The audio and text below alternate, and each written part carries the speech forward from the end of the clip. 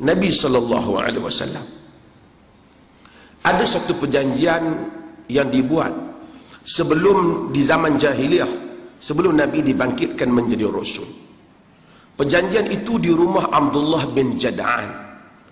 Dalam perjanjian itu, orang-orang besar Quraisy berjanji. Nabi SAW sebut halful mutayyibin ma'a umumati. Syahadtu halful mutayyibin ma'a umumati. Aku menyaksikan perjanjian orang-orang yang mulia di kalangan bapa-bapa saudaraku. Fama ahabba anna li humran ni'am wa inni ankuthuhu. Aku lebih suka, aku kekal, aku lebih suka, kalaupun aku ada unta merah, aku lebih suka perjanjian itu daripada merongkaikan perjanjian itu. Unta merah ni lah, Arab ni sangat bahagia. Maksud kalau ada unta merah pun aku tak mau tukar. Apa perjanjian itu? Perjanjian di mana orang Quraisy berjanji apabila berlakunya ketidakadilan. Al-As bin Wa'il, dia mengenakan cara yang tak betul dalam urusan perniagaan, dengan orang biasa, maka Quraisy berjanji, kita buat perjanjian, kita akan membela orang-orang yang dizalimi di Mekah. Nabi kata, aku suka perjanjian Quraisy itu. Lau du'itu ila mithlihi fil Islam la ajabt. Jika aku dipanggil ke dalam perjanjian itu di dalam Islam, masa aku dah jadi Rasul ni, aku akan terima.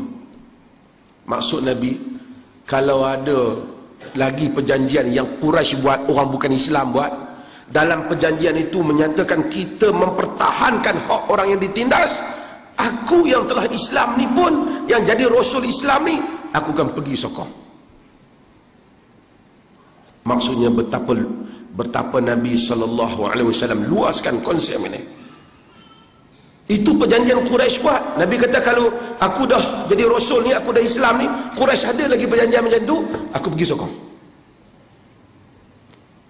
Maksudnya tak salah orang Islam kalau tengok ada orang buat perjanjian untuk mempertahankan, misalnya katakanlah ni alam sekitar daripada dicemari, green,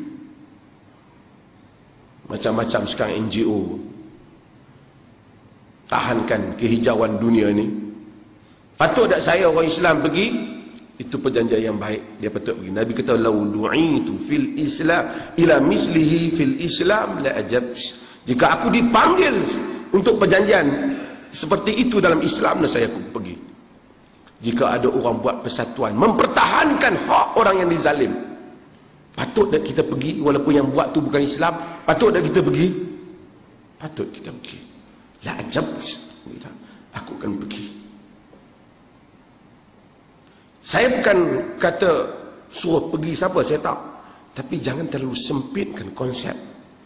Hanya kalau orang Islam saja ajak, kita boleh pergi.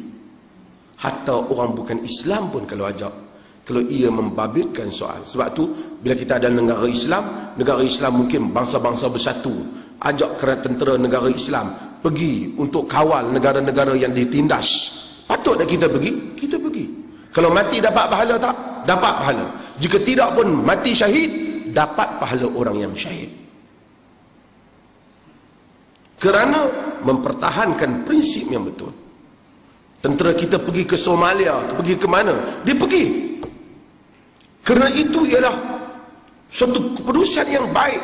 Sekalipun dibuat oleh PBB, dibuat oleh United Nations, kita pergi. Kenapa? Sebab intinya bagus. Tak boleh tanya ini United Nations, ni bangsa-bangsa bersatu ni, tak boleh kira bukan orang Islam. Tak. Lau du'itu ila mithlihi fil Islam la ajabt.